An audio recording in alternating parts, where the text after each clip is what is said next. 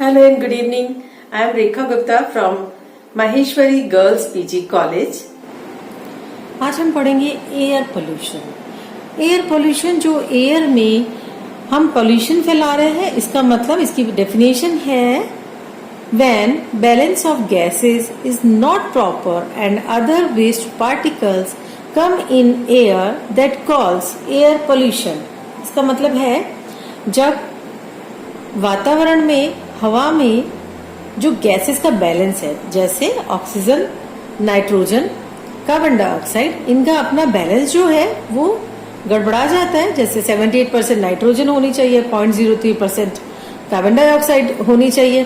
तो इस तरीके से ये बैलेंस जब गड़बड़ा जाता है और 16% ऑक्सीजन होनी चाहिए, तो फिर क्या होता है, उसको हम बोलते हैं एयर पोल्यूशन। जब एयर में sulphur, carbon dioxide, organic matters, dust, chlorofluorocarbon gas, hydrogen sulphate, इस तरीके की गैसेस ज्यादा हो जाती हैं तो इंसान को सांस लेने में दिक्कत होती है, और वो जो दिक्कत है वही पोल्यूशन कहलाती है। We can say no to pollute water for drinking, but how we can say polluted air to breathe. इसका मतलब है कि जब हमारे सामने 2 ग्लास पानी के रखे जाएं, एक बहुत साफ हो और एक बहुत गंदा, तो हम साफ पानी चुनेंगे और उसको पिएंगे और गंदे पानी को हम छोड़ देंगे। लेकिन जब हमारे सामने एयर पोल्यूटेड है, हमारे पास कोई ऑप्शन नहीं होता है, नो अदर ऑप्शन, कि हम उस एयर को ब्रीथ ना करें, क्योंकि ब्रीदिंग तो 24 आवर्स कंटिन्यूअस जारी रहती है और एनवायरनमेंट से ही एयर आप लेते हैं। अब बात करते हैं sources of air pollution. Air pollution के कुछ नेचुरल सोर्सेज होते हैं, जैसे फॉरेस्ट फायर, फॉरेस्ट में आग लग गई हो, पोलन्स, इसका मतलब पेड़ पौधों से जो परागकण निकलते हैं, पोलन्स निकलते हैं, या पत्तियां निकलती गिरती हैं, वो सब। डस्ट स्टॉर्म, जब तूफान आ जाता है, रेतीला उसको बोलते हैं, तब भी एयर पोल्यूशन का बहुत बड़ा कारण होता है। और वॉल्केनो जब फटते हैं तो उनसे भी बहुत धूल का गुबार, गंदगी, गैसेस सब बाहर निकलते हैं। तो ये सब नेचुरल पोल्यूशन के कॉजेज होते हैं। पर कुछ कॉजेज है जो है वो मैन मेड होते हैं, जैसे, और वही सबसे ज्यादा हमारे एनवायरनमेंट को पोल्यूट कर रहे हैं। For example, fuel burning. Fuel burning में ये डोमेस्टिक बर्निंग भी शामिल है, और फ्यूल बर्निंग में हम जो अदर सोर्सेज से, बाहर की तरफ व्हीकल्स से और फैक्ट्रीज में जो भी बर्निंग करते हैं, वो सब बर्निंग जो है वो फ्यूल बर्निंग में आएगी, और इससे सल्फर एंड नाइट्रोजन ऑक्साइड का बहुत मात्रा में सिक्रीशन होता है। दूसरा है क्रॉप्स स्प्रे, जो फसलों पर हम पेस्टिसाइड्स का स्प्रे करते हैं पेस्ट और वीड कंट्रोल के लिए, तो वो उसके कारण हमारा एनवायरनमेंट में लेड और आर्सेनिक जो है वो अधिक मात्रा में निकलने लगता है।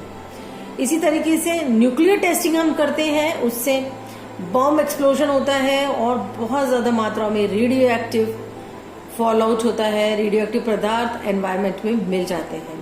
तो ये सब कारण जो है ये मैन मेड कारण है। ऐसे ही transportation, car, truck, rail, plane, ये सब जो है जब हम ये व्हीकल यूज करते हैं तो इनमें बहुत ज्यादा फ्यूल की यूज होता है और बहुत ज्यादा ये पोल्यूशन फैलाते हैं। तो इनसे जो निकलता है वो निकलता है lead, organic vapour, carbon monoxide etcetera.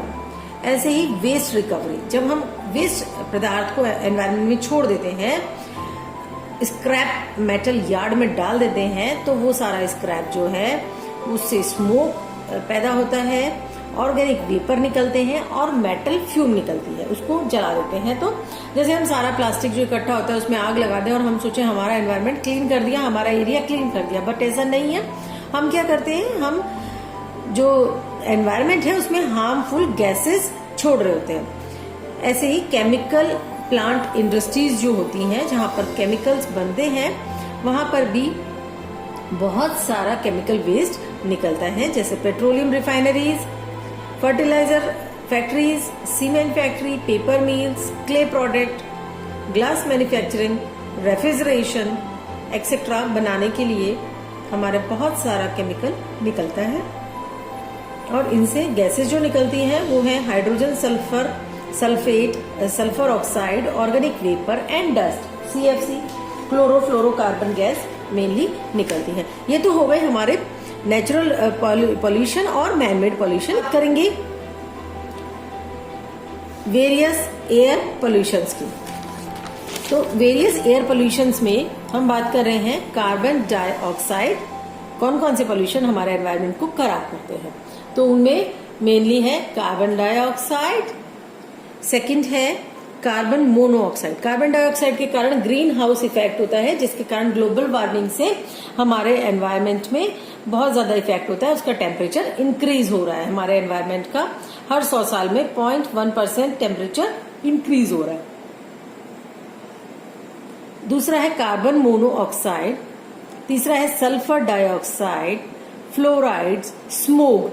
देखिए, जब एनवायरनमेंट में बहुत ज्यादा धुआं होता है, धूल होती है, गंदगी होती है, और वहीं पर सर्दियों के दिनों में वाटर वेपर जो है वो आसमान में उड़ नहीं पाती है, हवा में उड़ नहीं पाती है, तो वहां पर क्या पैदा हो जाता है? उनको दोनों के मिलने से स्मोक और फ्यूम से और वाटर वेपर से पैदा होता है स्मोक। तो ये स्मोक जो है वो उसके कारण लोगों को विजन जो है वो खत्म हो जाता है, दिखना बंद हो जाता है, और इसके कारण एक्सीडेंट्स जो है वो बहुत ज्यादा मात्रा में होते हैं। सर्दियों में आपने नोटिस किया होगा, सुना होगा कि बहुत सारी गाड़ियां एक के पीछे एक भिड़ जाती हैं और धुंध के कारण लोगों को दिख ही नहीं रहा होता है। इसीलिए ये जो स्मोक है ये बहुत खतरनाक होता है। ऐसे ही ओजोन जो है, ओजोन लेयर जो है एनवायरनमेंट में, वो तो हमारे लिए वरदान है, लेकिन एनवायरनमेंट में जो हम ओजोन छोड़ रहे हैं गैस, वो हमारे लिए अभिशाप है। ऐसे ही ऑक्साइड्स ऑफ नाइट्रोजन, वो भी हमें बहुत हार्मफुल रहते हैं। Uses of pesticides, automobile industry से जो निकलने वाला फ्यूल है और जो उसका धुआं है, और क्लोरोफ्लोरोकार्बन गैस। क्लोरोफ्लोरोकार्बन गैस जो है ये रेफ्रिजरेटर से, AC से, इनसे निकलती है, और ये हमारे एनवायरनमेंट के लिए सबसे ज्यादा खतरनाक गैस है। अब हम बात करेंगे effects of air pollution. Effects of air pollution में ह्यूमंस पे इफेक्ट होता है। उनकी दिनचर्या, उनको ऑक्सीजन की कमी हो जाती है तो लंग्स कमजोर हो जाते हैं, बहुत सारी skin diseases, breathing diseases, asthma, bronchitis, ये सब हो जाता है, और उनके प्रोडक्शन पर भी फर्क पड़ता है। ऐसे ही इफेक्ट ऑफ वेजिटेशन, यानी कि फसलों पर क्या प्रभाव पड़ता है? फसलों पर जब हम पेस्टिसाइड्स का बहुत ज्यादा छिड़काव करते हैं तो हमारी मिट्टी जो है वो खराब हो जाती है। एनवायरनमेंट में जो पॉल्यूटेंट्स जो हमारे मौजूद है, पेस्टिसाइड्स के केमिकल्स, वो हमारे एनवायरनमेंट को, हमारे मिट्टी को, हमारे एयर को खराब कर रहे हैं। उसके कारण फसलें जो है वो उतना अच्छा उत्पादन नहीं कर पाती है। ऐसे ही एनिमल्स पर भी इफेक्ट होता है। जब एयर में पोल्यूशन बहुत ज्यादा होता है तो एनिमल्स भी प्रॉपर ब्रीथ नहीं कर पाते, उनको भी डिजीजेस हो जाती हैं और उनकी भी डेथ हो जाती है।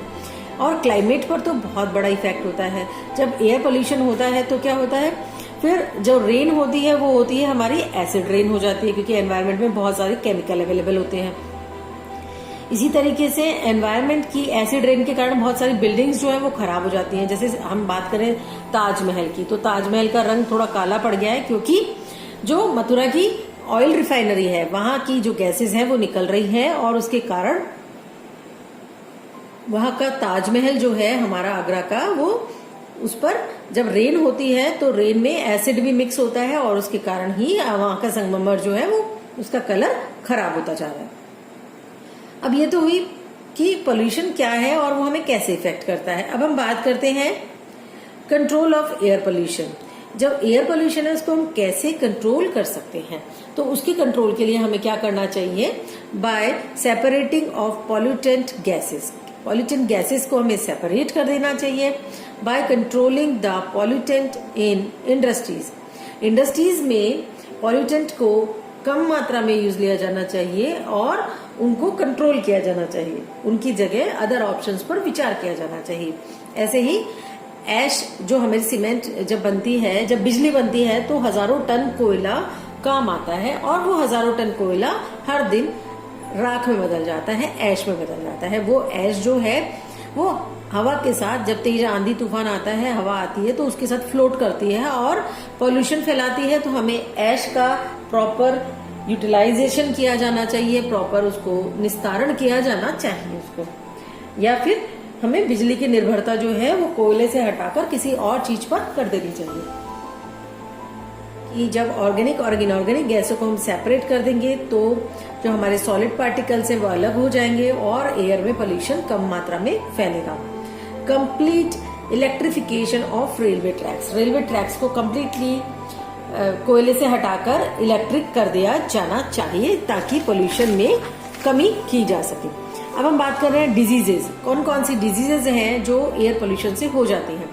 फॉर एग्जाम्पल कोल माइंस जो है, कोयला जहां पर निकलता है वहां पर सिलिकोसिस डिजीज हो जाती है। वहां पर जो भी वर्कर काम करते हैं उन्हें एक डिजीज हो जाती है जिस डिजीज को हम बोलते हैं सिलिकोसिस। ये जो सिलिकोसिस डिजीज है इसके कारण जो वहां के मजदूर है वो असमय ही मौत का काल बन जाते हैं। उन्हें उनकी जो डेथ है वो रेट वहां पर बहुत ज्यादा हो जाती है। मरकरी के कारण मीना मार्टा डिजीज हो जाती है। आर्सेनिक के कारण स्किन कैंसर और ब्लैकफुट रोग हो जाता है जो कि जानवरों में फैलता है। कैडमियम के कारण इटाई डिजीज और गोल्ड डिजीज हो जाती है। लेड या सीसा के कारण नवजात शिशुओं में या भ्रूण में विकृति आ जाती है और वो जो बच्चे हैं जो पैदा नहीं हुआ है या जो पैदा हो चुका है उनकी बॉडी में बहुत सारी प्रॉब्लम्स क्रिएट हो जाती हैं। और कैंसर तो एक बहुत बड़ी एयर पोल्यूशन ही रीजन है कैंसर का, स्किन कैंसर का खास तौर पे। तो इस तरीके से हमें जो है एयर पोल्यूशन कम करने की हमेशा कोशिश की जानी चाहिए। भोपाल गैस ट्रेजेडी भी एक इम्पॉर्टेंट टॉपिक है, एयर पोल्यूशन का ही एग्जाम्पल है। जब 2 दिसंबर 1984 को मिथाइल आइसोसाइनेट गैस जो है यानी MIS जो है वो रिलीज हो गई थी फ्रॉम ए केमिकल फैक्ट्री और वहां पर 3000 लोग मर गए थे और लाखों लोग अफेक्टेड हुए थे। तो ये एक छोटा सा एग्जाम्पल है कि कितना ज्यादा खतरनाक है एयर पोल्यूशन हमारे लिए। और आज इस कोरोना के समय में आप महसूस कर रहे होंगे जब सरकार लॉकडाउन लगाती है तो एयर इतनी क्लीन हो जाती है कि हमें बहुत बहुत दूर की जगह भी दिखाई देने लगती है। तो आई होप आपको ये एयर पोल्यूशन का चैप्टर आसानी से समझ आ गया होगा। इसका वीडियो अच्छा लगा होगा, अगर अच्छा लगा है तो लाइक शेयर कमेंट जरूर करें और जल्द ही मिलते हैं एक एनवायरमेंट स्टडीज के नए टॉपिक के साथ। Thank you so much.